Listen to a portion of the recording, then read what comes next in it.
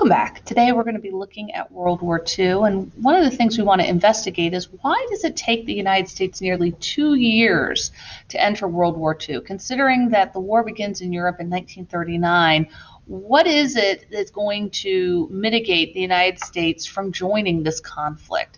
And ultimately, how is the United States responsible for bringing this conflict to its close?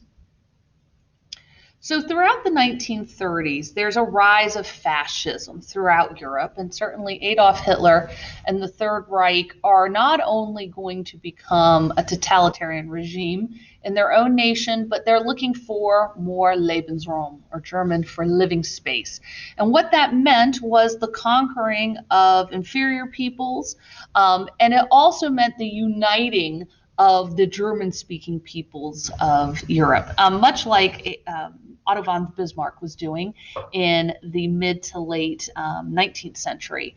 And we can see that that's being affected by 1938 with the Anschluss of Austria and the taking over of Alsace-Lorraine from France.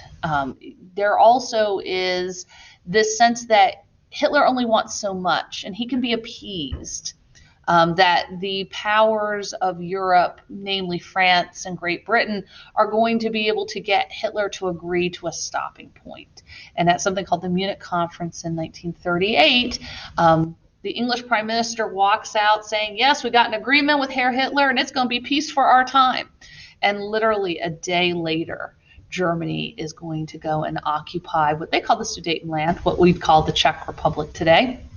And so there doesn't seem to be stopping Hitler in any way, shape, or form. So as you see Great Britain and France preparing for war, ultimately it comes to a head with the invasion of Poland in 1939. That was the one agreement that France and Great Britain could make in terms of trying to stop Hitler, that was a place he could not go to. And if he did, war would begin. Poland was very easily overrun by the German army, and in part because Hitler had no fear of anyone else stopping this conquest. He went so far as to create a non-aggression pact with the Soviet Union, namely because in World War I, one of the things that hindered Germany's success early on in the war was the fact that it fought a two-front war. And so take out that Eastern Front, don't have a conflict, at least not immediately, with the Soviet Union, although that will come by October of 1941. So Germany is focused on conquering Poland and begins to prepare itself for yet another movement of conquest. But between October of 1939 and March of 1940, it's a time period that was referred by people as the phony war. The UK mobilized, France mobilized, but Germany made no further aggressive move. However, once spring arrived in 1940, the German army will very quickly invade Norway, Denmark, the Netherlands, Belgium, and France. And at that point, England will become the nation standing alone. How was Germany so quickly able to conquer so much land? Well, in part because it had been preparing itself for war for nearly a decade, but also that you had a nation like Great Britain, which was relatively small, unprepared for war until really 1939. And it becomes an island nation trying to hold out. It's literally the last fortress that Germany has to conquer. The other nations that fall, it's going to be because the tactic used called blitzkrieg, that lightning war began with aerial bombing. And that will be used against Great Britain as well, beginning in August of 1940. And there's a 90-day period that's known as the Battle of Britain. And England is barely able to hold out. They developed a technology of radar, and that will give them at least a little time for their public, especially in major cities like London, Manchester, other places where there was any kind of munitions or any work being done for the war effort, that those people could seek shelter. Certainly it gave also just a little bit of time for what was the Air Force of England to prepare itself to fight. And whatever supplies it could get were coming via the Lend-Lease Act. But Germany was effectively using U-boats once again, and it certainly looked like Great Britain was not going to last much longer. It wanted the U.S. to enter the war. And even with Great Britain seeing as the last nation yet to be conquered by Hitler, the U.S. was making no movements towards coming to her aid. In part because the vast majority of people in America didn't want to go to war. They already did that once, and it seemed to have caused lots of issues. Certainly, the financial impact of the Great Depression had left the country in a place where, for many people, they felt they could stay this one out. There will be several organizations working towards affecting isolationism, stopping Congress from declaring war, the largest of those being called the America First group. And it will be led by a very charismatic and well-respected American named Charles Lindbergh. So yes, the man who was the hero of the Spirit of St. Louis, the father of modern commercial aviation, is going to be one of the first people to say, I've been to Germany, I've met Hitler, I've seen his army and his Air Force. We don't want to get involved. And we'll speak directly to the American people about staying isolationist and why that is important. He'll actually say, in the time of war, truth is always replaced by propaganda. I do not believe we should be too quick to criticize the actions of a belligerent nation. We in this country have a right to think of the welfare of America first. When England asks for us to enter the war, she is considering her own future and that of her empire. In making our reply, I believe we should consider the future of the United States and that of the Western Hemisphere. And for most isolationists, the only way they would ever think about the U.S. perhaps joining the war would be if U.S. was actually attacked itself. And that will happen in December of 1941. Japan will attack the naval base at Pearl Harbor, Hawaii. And for a couple of reasons. One, it certainly was retaliatory. U.S. banks had frozen Japanese funds. Japan was no longer able to buy oil from the United States. And as an industrialized nation, it needed oil. That was part of its own imperial conquests in the Pacific as well. The other reason was that the vast majority of the Pacific Fleet was in and around Pearl Harbor, and that if you could cripple that effort by the United States to be able to retaliate, well, Japan would be able to fight and maintain its conquest for a much longer extended period. It was a nation that essentially was run by, a military government. Yes, it had its emperor Hirohito, but he really had no political or military power. General Tojo believed that not only did the U.S. need to be attacked at Hawaii, but it needed to be further crippled in terms of its ability to fight in the Pacific. And so all of those islands like Guam and Midway and the Philippines that the U.S. had acquired since 1867, they were also attacked in the next 2 months to follow. And the U.S. will spend most of the war actually trying to island hop and to conquer those islands and gain control of them again. But ultimately, this is what is going to encourage isolationists to accept that the U.S. now has to be a part of the war. FDR will call it a date that will live in infamy. The U.S. had not been attacked like this before and was surprised. People thought they were to be attacked. Somehow it seemed more likely it would be Germany than Japan. But that attack sets the United States on a different path. Not only is FDR going to talk about, regaining not only our pride and our Pacific territories, but also is going to justify that the war is also to make, again, the world safe for democracy, much like Wilson did. The values of freedom of speech and freedom of worship, certainly what Germany stood for. Fascism was against free speech, right? Against worship. But there were other issues too. A person who is hungry, a person who is panicked, cannot make free choices either. So when we see that the freedom of speech and freedom of worship being an important component of democracy, it's also important to consider that FDR is speaking about these New Deal accomplishments, that people need to feel secure in themselves, and that all of these things are essential for democracy. Although we'll see that the U.S. will struggle at both home and abroad to make all of those freedoms a reality. When we look at the map here of World War II in Europe, you can see that Germany and Italy, right, the other Axis power in Europe, centrally located, from 1939 until the winter of 1941, has conquered most of Europe. In October of 1941, Hitler will decide to attack the Soviet Union, looking for oil resources that are desperately needed. And that will then create a two-front war for Germany.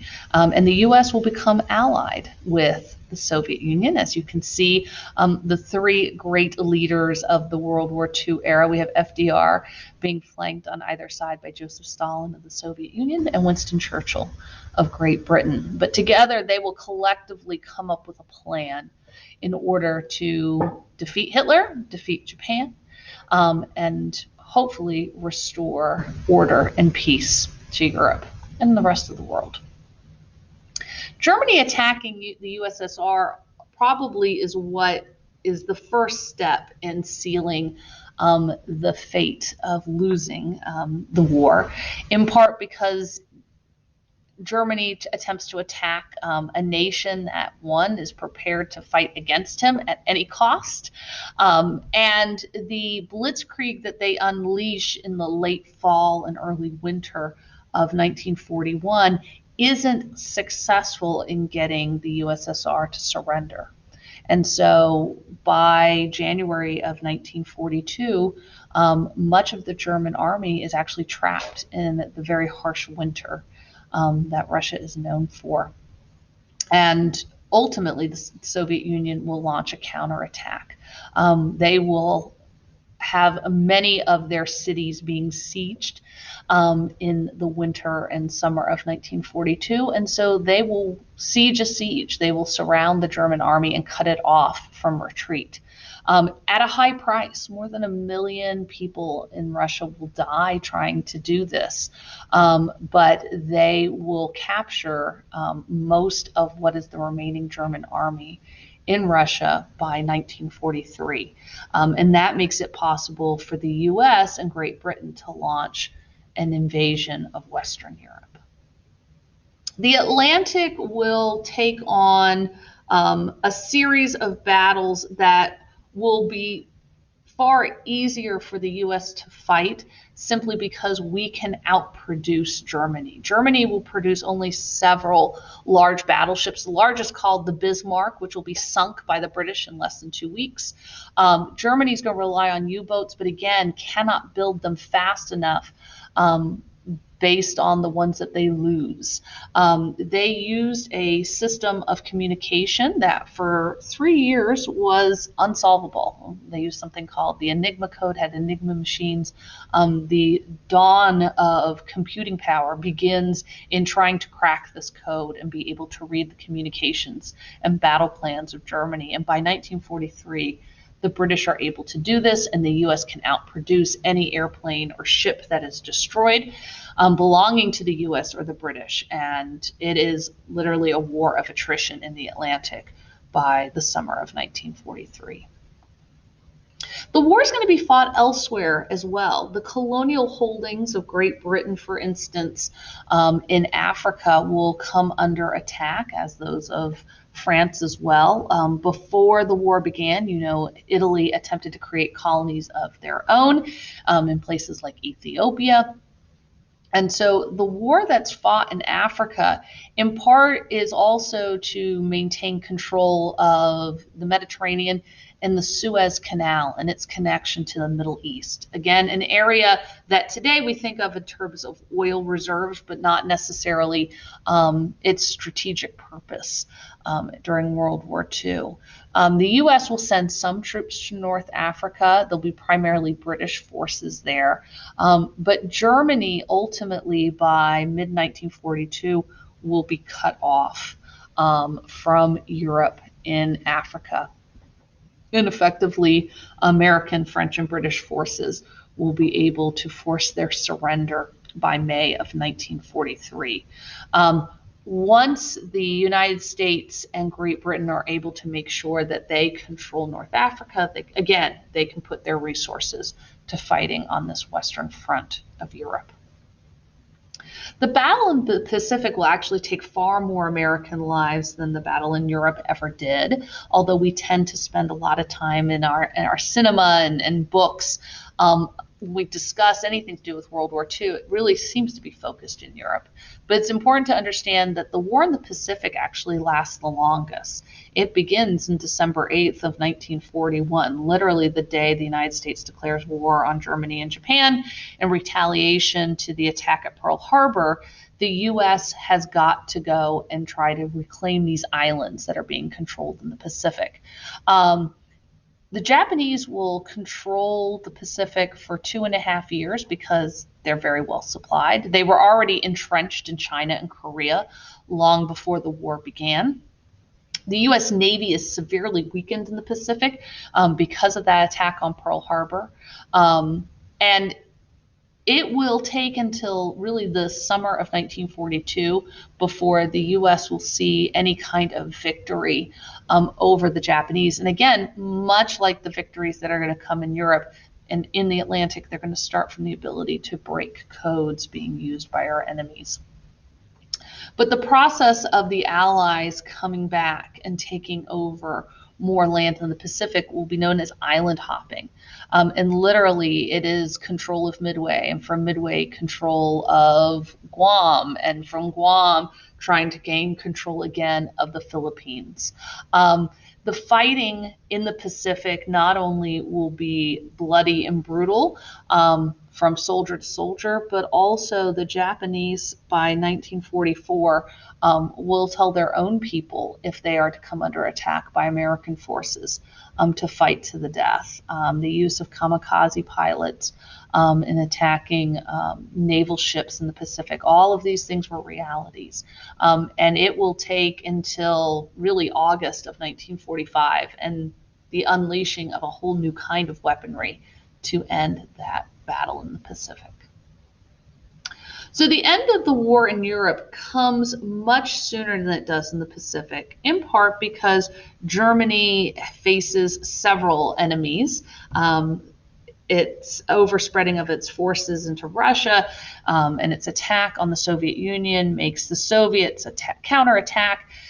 Being able to gain control of North Africa makes it possible for French and British and American soldiers to then attack Italy, to attack at D-Day in Normandy. And those attacks will essentially squeeze the German army back into Germany proper. From the time that the U.S. lands in Normandy on June 6th of 1944, it'll take 11 months in order to bring about a victory. And what is often known in Europe as VE Day, Victory Europe Day. In May of 1945, Hitler has killed himself. Most of the high command of Germany has either been captured, has fled, or has committed suicide. But the war will still continue on for many more months in the Pacific. A topic that I find a lot of students have exposure to, especially in middle school, the Holocaust. And if you don't know what that word means, it literally means great raging fire. And it was a word coined after World War II to describe not only the attacks on Jewish people in the period leading up to World War II, but ultimately what will be the killing of more than 5 million Jewish people in Europe during the period of World War II. Anti-Semitism wasn't new. It wasn't something that the German people introduced. Anti-Semitism existed in the United States. We've looked at that in some of the artwork of the 19th century. But that anti-Semitism will be one that will become codified under the Third Reich. By 1937, Germany will pass what were known as the Nuremberg Laws. And these laws exclude Jewish people from German life. They're not able to own businesses. If you're a professional like a doctor or a lawyer, you can no longer conduct your business, having to wear the star to mark you separate from the population. The Nuremberg laws also stripped Jewish people of their passports and ultimately their ability to even leave Germany should they wish to. The first time that the United States will begin to, at least in its media, feature stories of this anti-Semitism and the violence that's stemming from it will be with Kristallnacht, what's known as the Night of Broken Glass. But in November of 1938, throughout Germany and Austria, there was a coordinated effort amongst the brown shirts and the Gestapo, which were the secret police of Germany, to attack Jewish businesses and Jewish citizens of Germany and Austria. Lots of vandalism. It was encouraged by the media of Germany at that time for people beyond their own organizations of the Third Reich to participate. They burned synagogues to the ground, and they committed a lot of arrests as well. The dehumanization of the Jewish people really begins with these Nuremberg laws, and the cultural acceptance of that violence really begins with Kristallnacht. What is the ultimate consumption of Jewish lives during the period of World War II is often called the final solution because that is the phrase that was coined by the Third Reich. It was a coordinated plan. And one in which they wanted to keep detailed records. Part of the reason we know so much about it is because Germany hoped to be successful to such a degree that they would then have a historical record of their success. Wherever they controlled land, they set up ghettos, ultimately walled off sections of cities where Jews had to live. If Jews were found living outside of these ghettos, it was certainly punishable by arrest, if not death.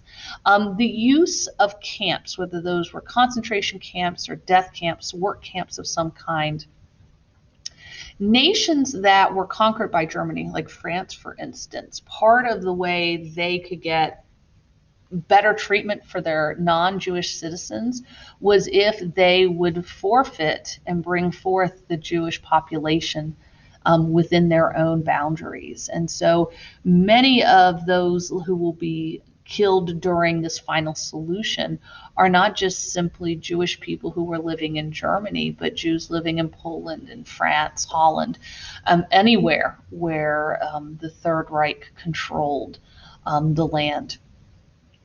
Much of the early methods will be used in terms of work camps for the purposes of producing necessities for the army, even munitions. And there were people who were considered essential labor, the young people who could work, but the non-essential, that was slave labor.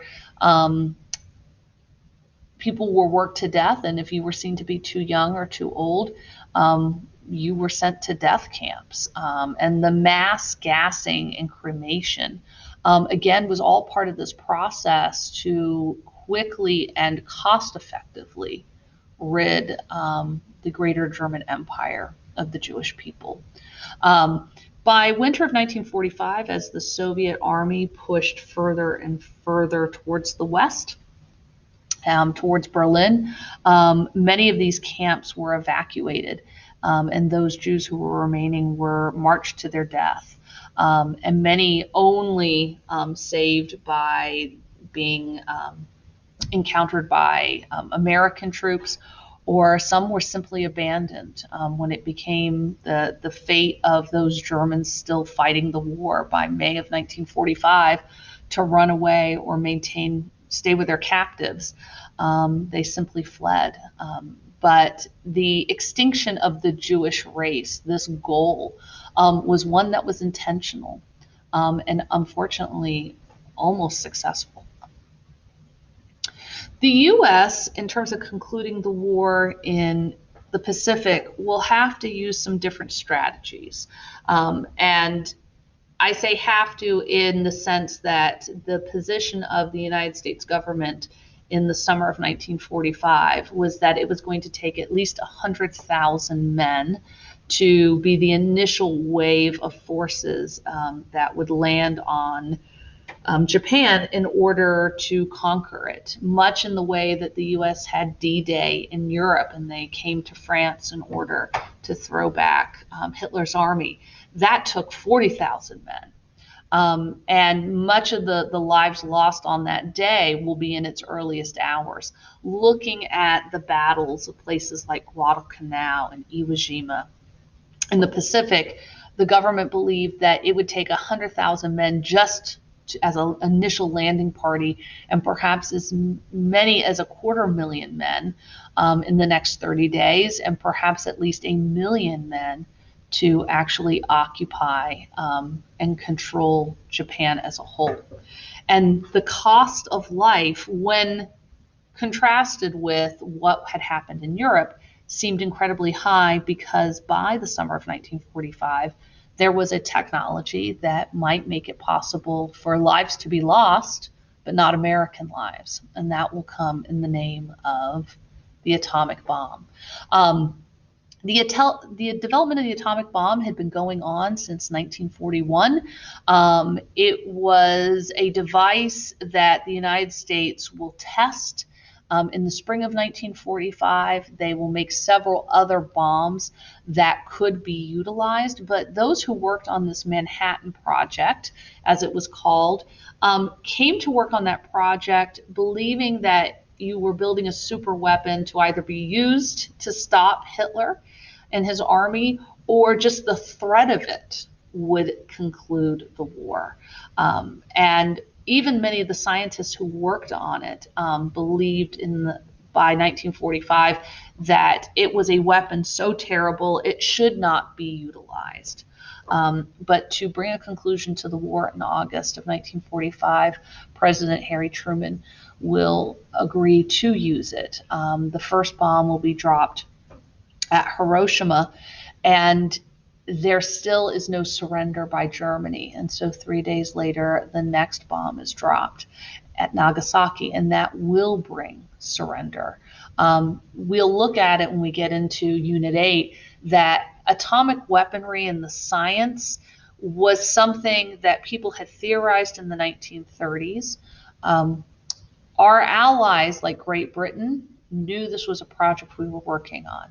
Other allies, like the Soviet Union, were unaware of the capacity that the United States had reached by the summer of 1945. So not only was the leadership of Japan surprised when the U.S. unleashed these bombs, but so was Joseph Stalin. And as the war concludes and we move into a new period that's known as the Cold War, that is going to become one of the instrumental conflicts, that both sides want control of this kind of technology because it's seen as one that certainly not a single nation should dominate in. But the conclusion of the war is one that the United States believes will, again, much like World War I, bring about a greater world peace and perhaps prevent any further great conflicts in the 20th century. And that certainly is true, but we will see that with the Cold War era, we go into a time of proxy wars.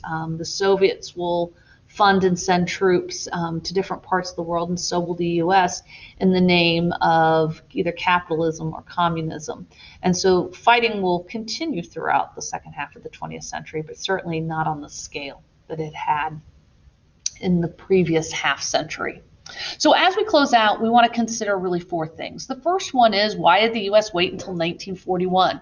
We knew what Germany was doing. Most of Europe had been conquered. So what is it that is going to actually be the short-term causation of the U.S. entering World War I. And where were these sources of political isolationism coming from? Why do they really cease to be active voices by 1941?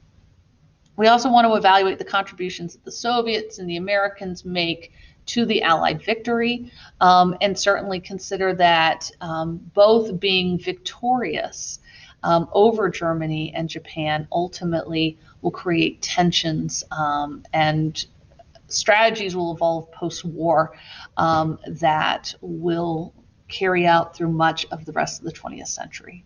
We want to compare and contrast the war in the Pacific and the war in the Atlantic. And we also want to make sure that we're considering how the U.S. use of atomic weapons against Japan, why were they used there and not used against Europe? To what extent was that use of atomic weaponry a byproduct of unresolved issues from those conferences of World War II? We know that FDR and the members of other nations are coming together and meeting and trying to come up with some plan for what the world will look like after World War II. And certainly who's going to control the lands that once were Germany? What is Japan and Korea and China going to look like after the war? These are the unresolved questions, and create a whole level of new conflict in the next half of the century.